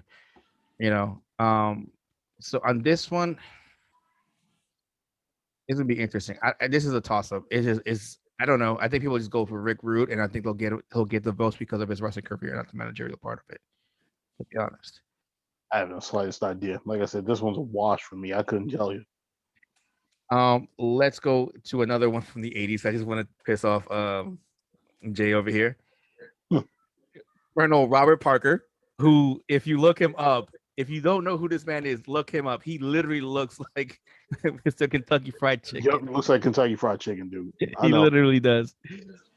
Going against the man that was inducted to the Hall of Fame not too long ago, who managed two guys. The first one that had longest longevity here, who I don't even know if he's still retired yet, Paul Bearer. I don't even know if Undertaker's still retired, but yeah. Goated. Mhm. I don't think anything really even needs to be said about this matchup. Paul Bearer Goated. is exactly. Goated. There's not been anyone synonymous with the Undertaker. The way Vince McMahon says it, except with a screechy voice, like turned up to 1,000. That's Mhm. Paul Bearer. And if you're a wrestling fan from the Attitude Era, he managed the Undertaker, got buried alive in cement in one of the probably most terrifying scenes as a child I've ever witnessed in my life. I thought Paul Bearer was dead. I thought wrestling was real at that time. I thought I had just witnessed a murder for the first time in my life on live television. At that point was when I was really, truly scared of The Undertaker, because I thought that if I was bad, he was going to bury me alive in cement. And then to have him come back and to not only introduce me, but give me one of my favorite, probably top 2 favorite wrestlers of all time in Kane in that Hell in a Cell match. And then hit him with the I'm back. 2 of the biggest moments of my wrestling life as a child. This man will forever be one of the greatest of all time for me. Period. Y'all can vote for him, y'all cannot vote for him. This man is truly iconic. I don't give a crap about the Kentucky Fried Chicken guy. I could give 2 flying 450 splashes about this man. No disrespect, but I don't care. If Paul Bearer doesn't win this one, something's seriously wrong with y'all. That's all I'm saying. Betty? There's not really much else I can add to it. The only thing I really remember from Colonel Robert Parker is him, I believe, feuding with Sherry Martel. Yeah, that was a WCW. storyline. That's literally it. I don't remember anything else about this dude except he looked like he should have been carrying a bucket of chicken. Paul Bearer to me is quite possibly, if we're talking the actual meaning of this word, the most iconic manager in history. I'm saying that is Paul Bearer. I'm not saying he's the best. I'm just saying, as far as if you say think of a manager, the first thing that's popping into my head is Paul Bearer. Maybe you can call that him by association because I'm such a big mark for the Undertaker, but that honestly, it is what it is. I don't see any way that Colonel Kentucky Fried Robert Parker is actually winning this matchup. Yeah, so Colonel Parker managed let's see. He managed Sid Vicious. He managed Stunning Steve Austin. What in the hell kind of combination is that? No, this is different times. When he no. had I'm talking about what the hell kind of combination is Colonel Robert Parker and Psycho Sid. I don't know, man. They was But you just gotta remember, they were throwing shit at the wall and see what sticks. It's like Sid at that point. Vicious. Sid Vicious had the look. His ring ability was there. Maybe it was questionable. He was power moves, but his promos was like it wasn't all the way. He always needed a piece. So he had Sonny Steve. Then he's formed his stud stable, and then he had the issue with Sherry Martel. Mm-hmm. Like you said, you remember that part. Colonel Parker doesn't stand out for me. Like when you think Colonel Parker, you think again, like you said, he looks like the Kentucky Fried Chicken guy. Mm-hmm. After that, the most memorable thing you'll see with him, remember him for, is a couple of promos he had with Sonny Steve. That's it. He didn't really stand out for me too much. This should be Paul Bearer hands down. And if somehow he loses this one, I'm going to question every one of you I'm guys. calling sabotage. Yeah. Facts. Somebody I'm hack calling sabotage. and put in multiple votes because, bruh. Yeah. So this should be Paul Bearer all the way. No problem. Hands down. We're going to go on to the next one, which is another interesting one. It's going to be two that Jay probably does not know of, but he should know of. Jacqueline. You mean I don't know? I should smack you. I feel disrespected. Wait. And Paul Ellering. Okay, here's the thing. I don't remember watching Paul Ellering, but I know his reputation, right? Mm-hmm. I don't know Jacqueline as a manager, and I think she kind of falls into that China thing for me, where it's so interwoven into her wrestling career. But I remember China as a wrestler, purely. Not China, Jacqueline as a wrestler, because she was a Black woman. She was like 5'2", and she was catching bodies, like bodies. She was out here yoked on top of yoked, was out here body slamming everybody. Everybody could get this work. And then she won the hardcore and the cruiserweight titles. Like, bruh, you want to talk about like power to the Black women, Black girl magic? That was Jacqueline. I don't remember her as a manager. So I automatically disqualify her in my mind from this. Y'all can do what y'all want, but she's not a manager. She's just not a manager. I don't. If she was, then that just adds to her legacy. But I never seen her as a manager. Her as a manager never made sense to me. Her and Ivory were, as a kid, it was like, I want to see women wrestle because I want to see these two go. I think like she fought China at one point for like the women's title or something. Maybe I'm mistaken. But like she washed Jacqueline. I'm like, you know what? That's the only person in the world I would have believed that could beat Jacqueline 1v1. Like that's the only person I was thinking like could throw hands with Jacqueline, because Jacqueline was like if you wanted like a short chick to throw hands, it was Jacqueline. Like she was catching everybody's neck. She was coming for everybody. She wanted to fight everybody. Before China was Jacqueline. Yeah. That's what I'm saying. Before China was China, it was Jacqueline. And then when China came out, I was like, sorry, you're not. She too big. She too big. I can't believe that no more. But then she went after the hardcore title, was a legit hardcore champion. Went after the cruiserweight title, was out here doing rope work like freaking Lindsay Dorado and Grand Men's League. Like she was out here putting in work. She gave Chavo one of the funniest moments I've ever seen. She gave Chavo the work and beat him crazy quick, and then beat him on a roll up. I laughed so hard. Like that's the Jacqueline I remember. And I'm like, yo, they really put the cruiserweight title on her. Like, bro, her and China to me like are in a different category because they held men's championships and they legitimately won. It wasn't shenanigans. It wasn't like weapons. Like they legitimately pinned guys. So like there's just a different level of respect, but not as a manager. Not in this bracket. Sorry. Can't do it in this bracket. Not in this one.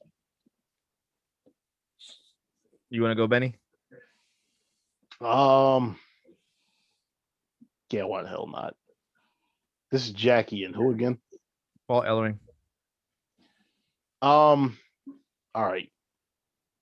Now I do remember Jacqueline as a manager, however, only in WCW. And that was when she took over for Sherry Martel as the manager of Harlem Heat. That's what I remember seeing those videos. Yeah, that's what introduced me to Jacqueline. However, in her case, this is another one of those situations where wrestling career outweighs managerial career.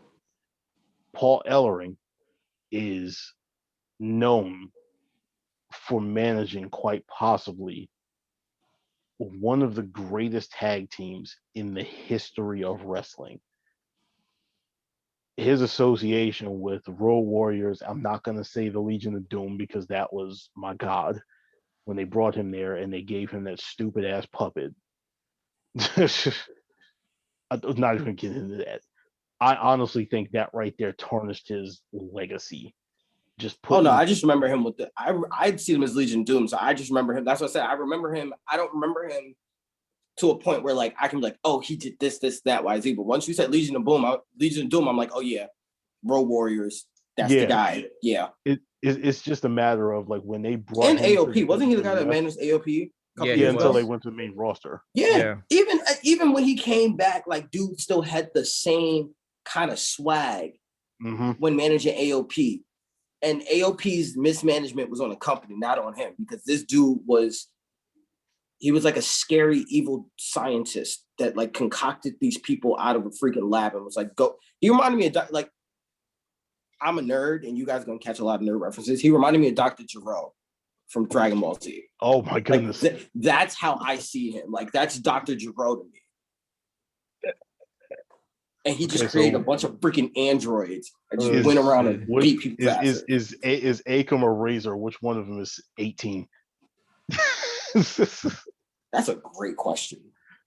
That's a phenomenal question that I cannot answer right now. Like I said, my whole thing with the Ellering thing is like, and mind you, I'm putting Ellering as the winner in this one. It's just that giving him Rocco, that stupid ass ventriloquist puppet, because WWF was in the midst of like their little we gotta cater to the kids type thing, and this would make you guys more appealing and everything. It was so stupid, and it honestly took a whole lot of what made the Road Warriors and turned the Legion of Doom into cartoon characters. And that was one thing that I did not like, but that's not on him. That's on WWE Creative at the time and the direction that they were given. It does hurt his legacy as well as their legacy, in my opinion. But again, I guess it's not on him. It's not on them. So, like I said, for me, this is Ellering. By the way, I'm just gonna say it. Tessa Blanchard is 17. Just so we're clear. Or 16. I don't remember. 17. Put it to you that way. She's the one that's still left standing and is still a boss. But literally got married and disappeared off the face of the planet. Like, it fits. Nice. Just saying. Yeah. Know what? That's you get for going to the 80s so much. You're going to catch these 90s references hard, bro. Hard. Okay. I think this would be more of a Paul Ellering win over here. Like you said, Benny, he managed the best, most, I guess you can say, the tag team that set the bar, the Road Warriors. I mean, they won every tag team title that existed when they were around, on every continent, I think, as well, too. I don't see Jacqueline pulling this one off at all. So I'm not going to waste too much time on this one because you guys said it all. Yo, for real. And can we all just appreciate how amazing the Doomsday device actually is, and how much and how massive your balls have to be to agree to take that move? You have to know how to land on that one too, because you're just falling backwards.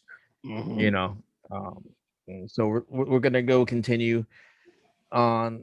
We're gonna change it up a little bit. We're gonna go for females now. Let's go with an easy one here. Sable and Luna Vachon. I don't know who Luna Vachon is. I'm not even gonna. I'm gonna say Sable on this one. I'm just gonna say Sable because she's Sable. I mean, I'm not even gonna go into a full-on description of it. She's Sable. Luna to me is Luna was like probably the perfect merge of the manager wrestler, but Sable is probably just going to win this, so I'm not even going to go into a full description on it. Luna is the type of person you said you were born in the wrong time.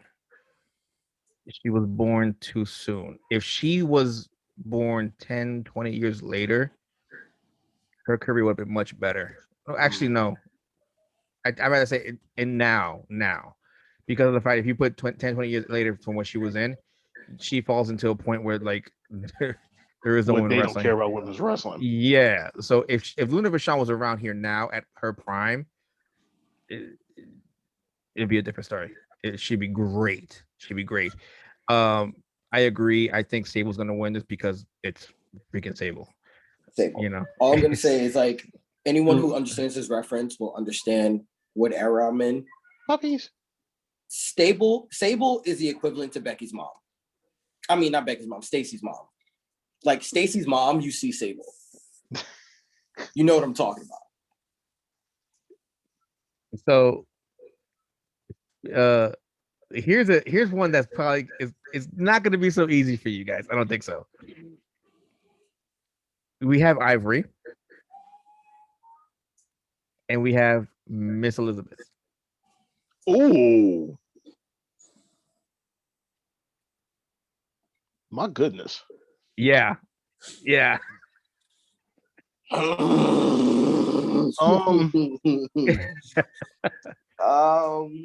can actually pull this one.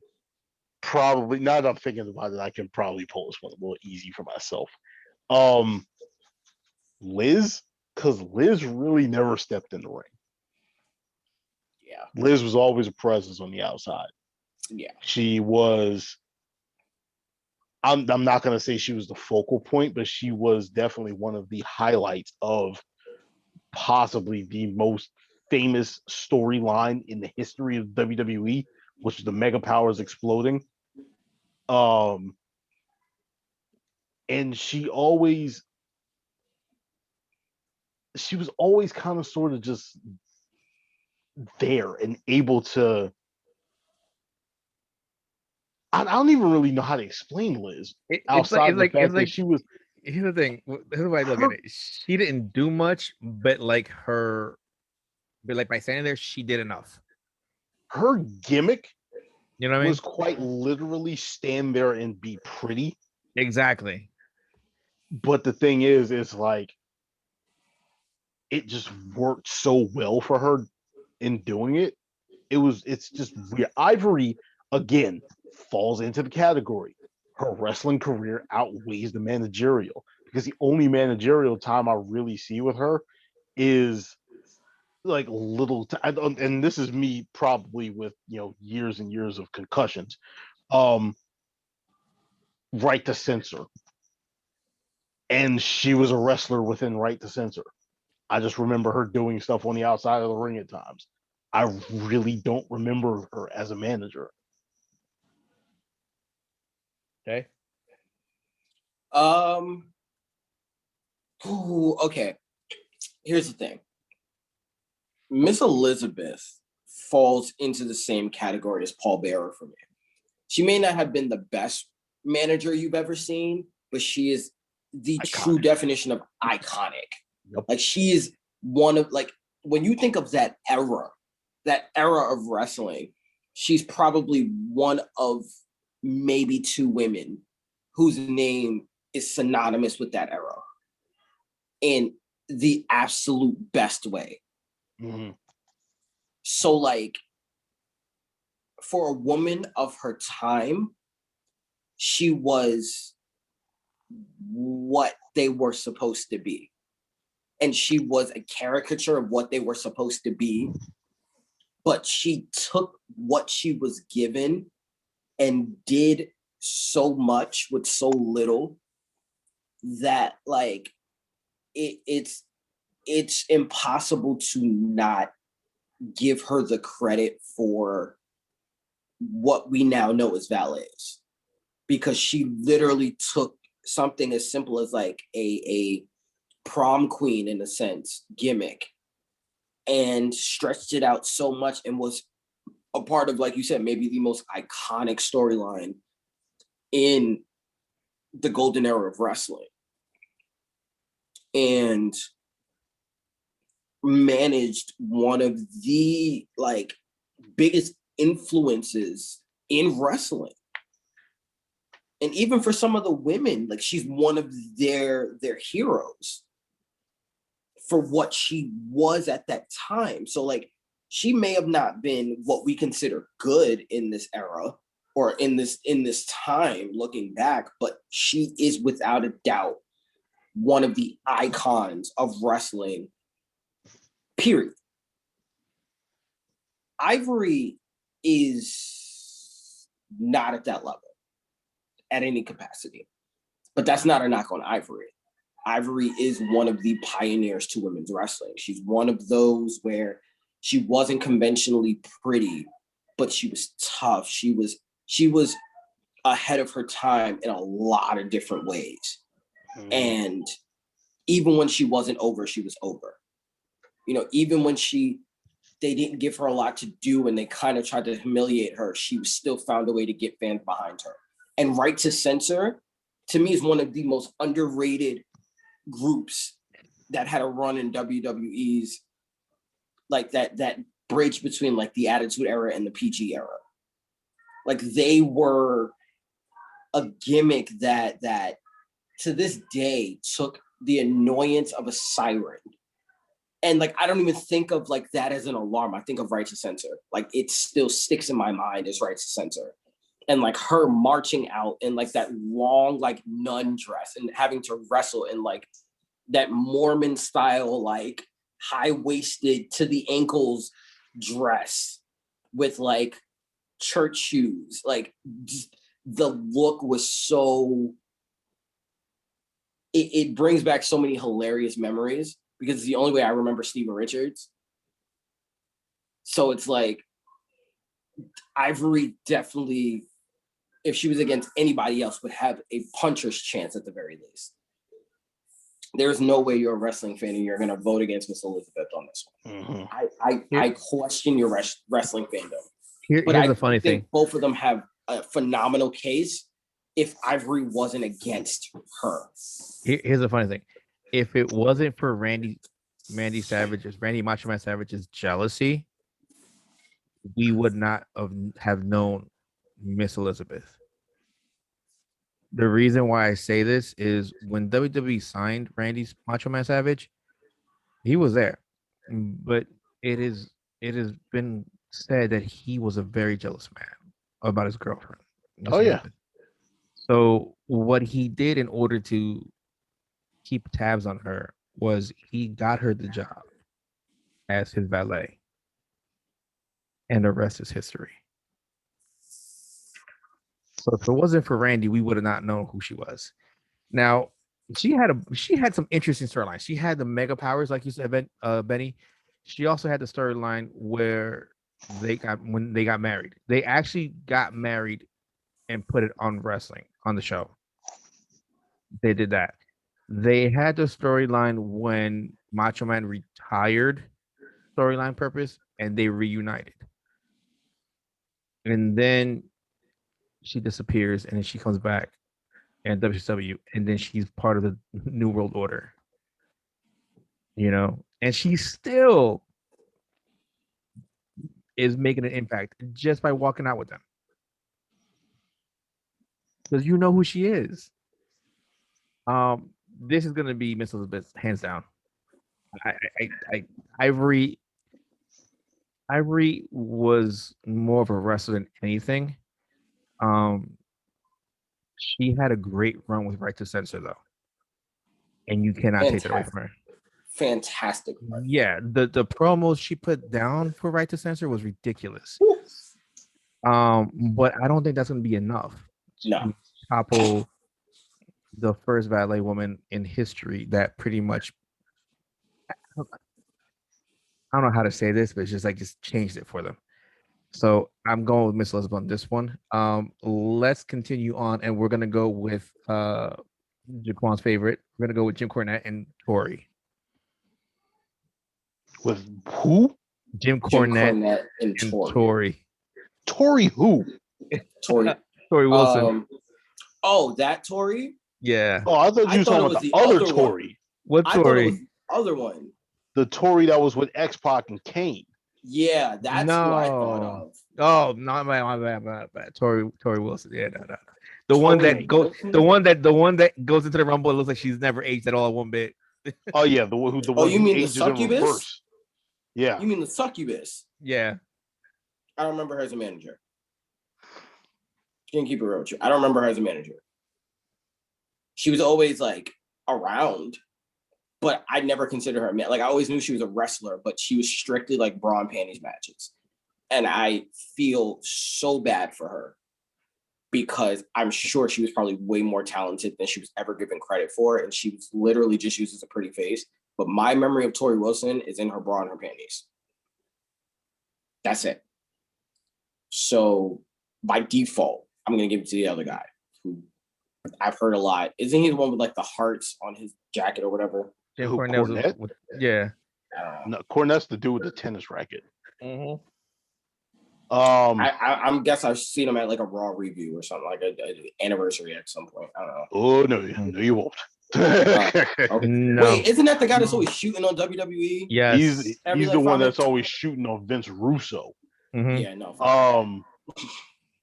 Now, here's my thing. When you look at people who are trying to get into the business, where they want to be that managerial character, generally the person that they look to in order to emulate is Jim Cornette. Now, there's three heavy things going against Jim Cornette in this one. One is the fact that he's up against Tori Wilson, who's going to get votes because she is Tori Wilson. Two is because of the comments that he made on NWA Power, which, pretty much got him kicked off of that. And the other one is the fact that he has a very, very negative view on wrestling today, in which fuck that guy. consistently goes after the likes of Kenny Omega. He goes after the Young Bucks. He can't stand all of the flippy shit and everything. He's one of those traditionalists. Yeah, he's too traditional for me. He's one of those traditionalists that think that wrestling matches have to go a 100% certain way. As a matter of fact, he's even had it out with Kevin Owens before, when Kevin Owens was, I believe, in TNA. Or no, when he was in Ring of Honor.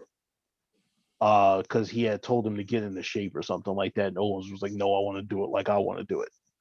But like I said, that's neither here nor there. If we're talking strictly managerial stuff, Jim Cornette, honestly, is the other one that I said should run away with this. However, if he is matched up against Tori Wilson, that's a problem. Like I said, just because of matchup purposes, he's going to lose out on votes because of stuff that he has done and said outside of his time as a manager. This one is actually kind of hard now that I know who he's up against, because I originally thought we were talking the other Tory, the psycho Tory that was originally chasing after Sable. All I can say is, fuck that guy. Here's a funny thing about Tori Wilson. She was actually found accidentally. She went to a WWE show with her boyfriend. They went backstage, and then they're like, and then they asked her, "Hey, you want to walk out with Scott Steiner real quick?" And the rest is history. That's impressive. Yeah, that's how you know you're hot. Oh yeah. That's how you know you're stupidly hot. So apparently, what happened? Absolutely no denying how hot she is. So apparently, what happened was, after she walked out with Scott Steiner, Kevin Nash was like, "Hey, I want to do a storyline with her," and then it picked up from there and went over and over, and then doors opened up for her. Jim Cornette was one that managed a lot of more. He managed more than anything the Midnight Express and their feud against the Rock and Roll Express. After that, he had other people he managed, but that was the most one that I remember the most. Now, it depends on how you vote, and this one may be tricky because of the fact, like you said, it's Tori Wilson here. So it depends on how people vote. They might vote because of the look, and they might go for her, or they might vote because, hey, it's the manager, and Jim Cornette is one of those. So, to me, I would go with Jim Cornette.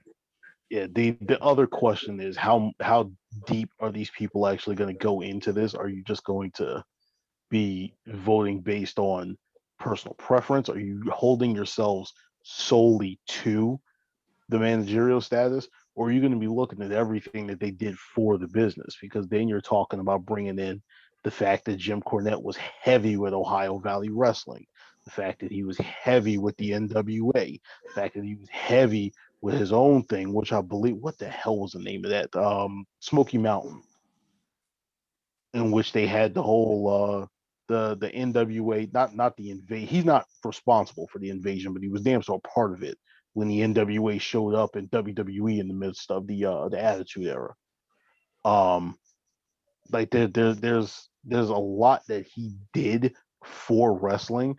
It's just a matter of, once again, he falls in that category of the crotchety old person that doesn't want to ever let go of his era.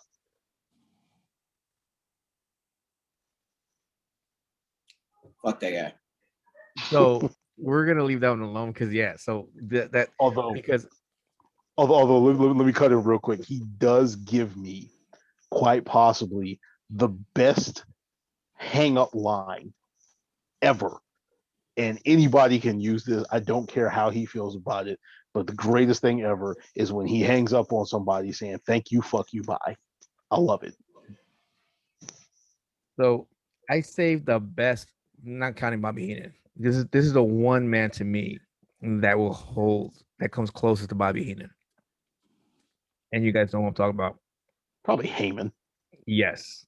Mm-hmm. This one is not even fair. I saw this matchup and I felt personally offended because you could have definitely flipped this one to like this versus Tori, and we could have actually had a real conversation instead of the shit you pulled. Because this is bullshit. I will say I was waiting for this one. I was waiting for this one all night. This is bullshit. Okay, this is hot garbage. You're a dick for this. All I'm gonna say. Can I even say who he's going up against? No, that's how mad I am. That is how upset I am. Stacy Keibler, the legs. Oh my!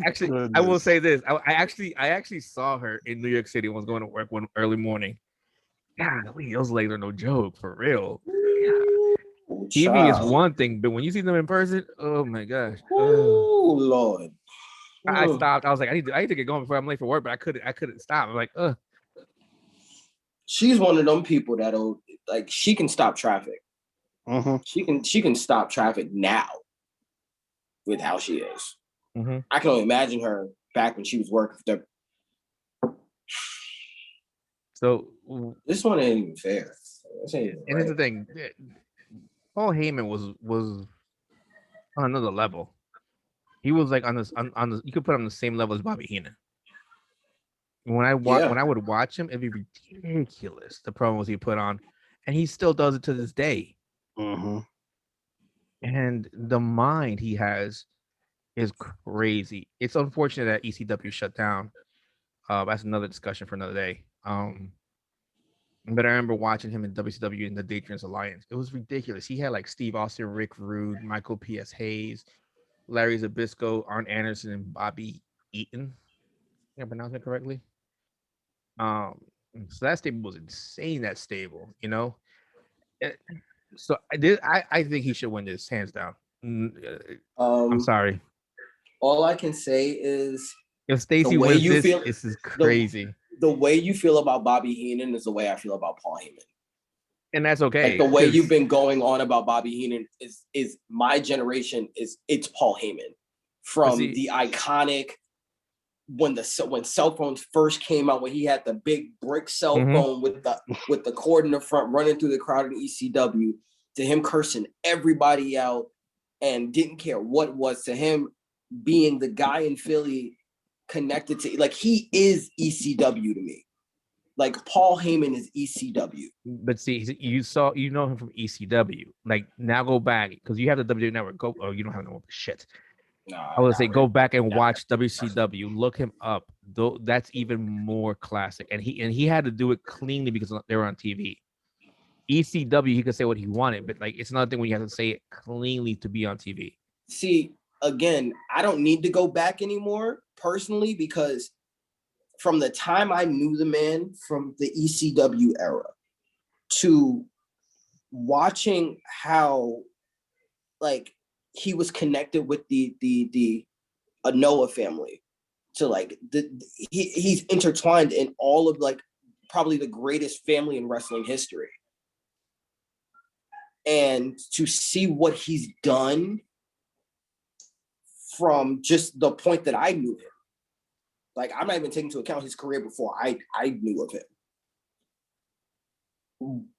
Like, this man has put so many people on the map and is still, to this day, for the culture and putting people over and putting people of color who deserve the recognition that get ridiculously ignored on so many levels. Like, this man will go to Q&As.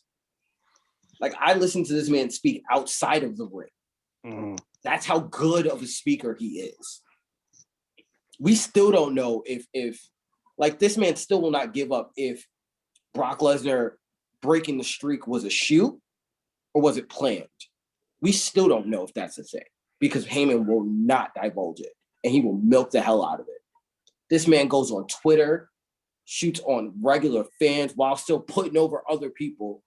Like, this dude lives, breathes his work, his job, and the wrestling industry is going to hurt something special when this man decides to hang it up. Because what he does for the industry just by simply being there and believing in talent and evaluating talent and understanding how to use it, is he always perfect? No. But I will take an imperfect Paul Heyman over anybody else that books anything out there right now.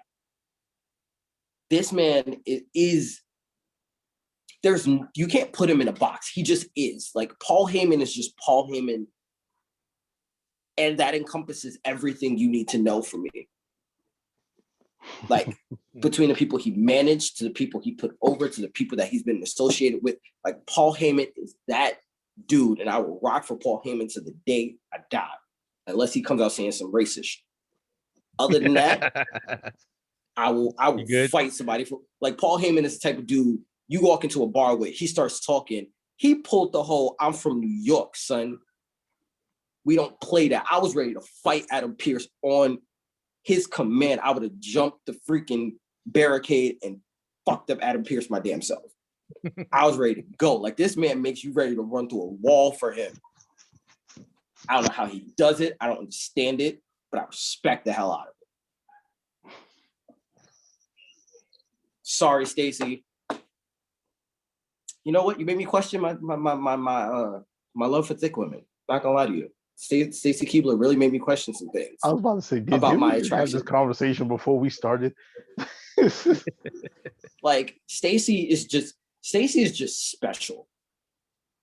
From a physical standpoint, her voice, her demeanor, her look was just special. Like, she was the American dream at that point in time. Her and Tori were two different sides of the American dream. Booty wasn't that big, but if she did the bend and snap, you were staring and you would be frozen in time. It's like time, space, existence did not matter. It was just that moment, and it was just her.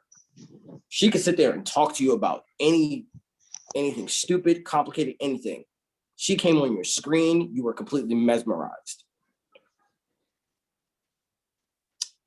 Anybody else, Stacy would 100% have a chance. Because I actually kind of remember her as a manager. She was actually pretty decent on the mic, not gonna lie. And then when she played up the whole sex thing to get her clients what they needed, like, it was some good stuff for what the quality of that era was. But it's not Paul Heyman. Like, again, the only person that even comes close to Paul Heyman in terms of legacy is Bobby Heenan. That's it.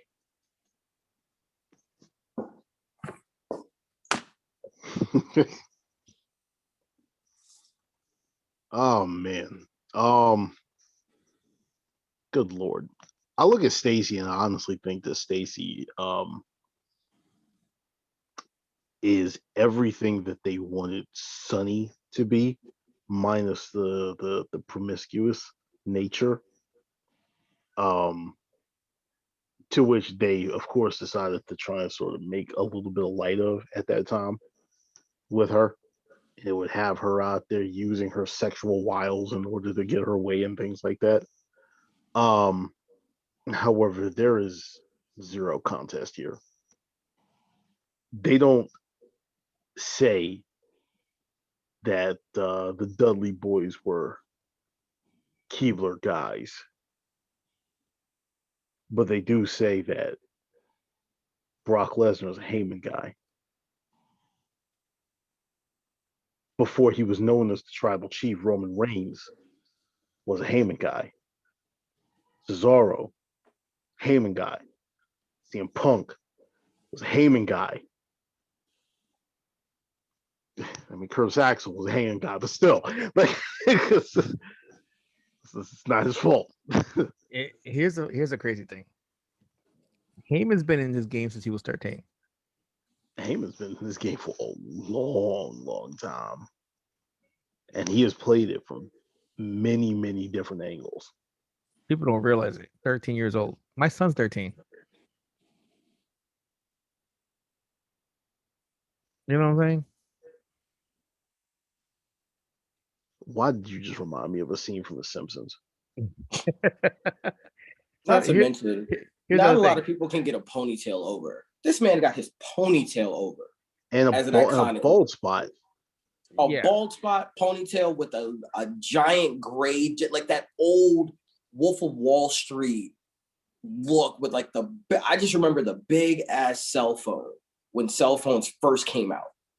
Like, bruh. The leather jacket and the baseball cap. Yeah. Mm-hmm.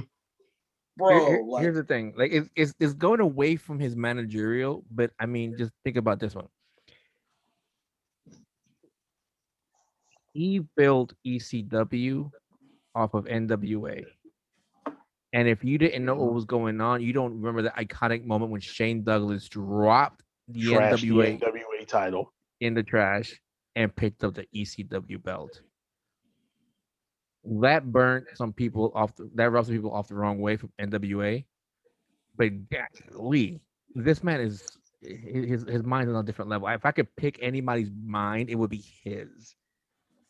Like he's operated for such a long time at like a genius level. Yeah, and it's like not to say that he doesn't make mistakes, but like, yeah. And the thing is, like, when Vince was like when he was running Raw, he was trying to fix the mess that he was given, and he wasn't given ample time because of the fact that Vince is Vince. So this should be Paul Heyman off the bat. I don't unfortunately, Stacey's not going to stand a chance on this one. And with that, ladies and gentlemen, on our followers, that is a preview for the first round of the bracket for the managers and valets here in wrestling. Stay tuned with us, as next week we'll give you the results and the new matchups. This starts on Monday because this is Saturday. We're recording this on Friday night, but this is posted on Saturday morning. Check us out on Facebook, the Sports Mark Analyst. That's where we'll have the posting for, so you can vote. Remember to follow us on all social media channels, our parent company, which is the Sports Mark Analyst. This is a heel heat for you guys. Have a good night.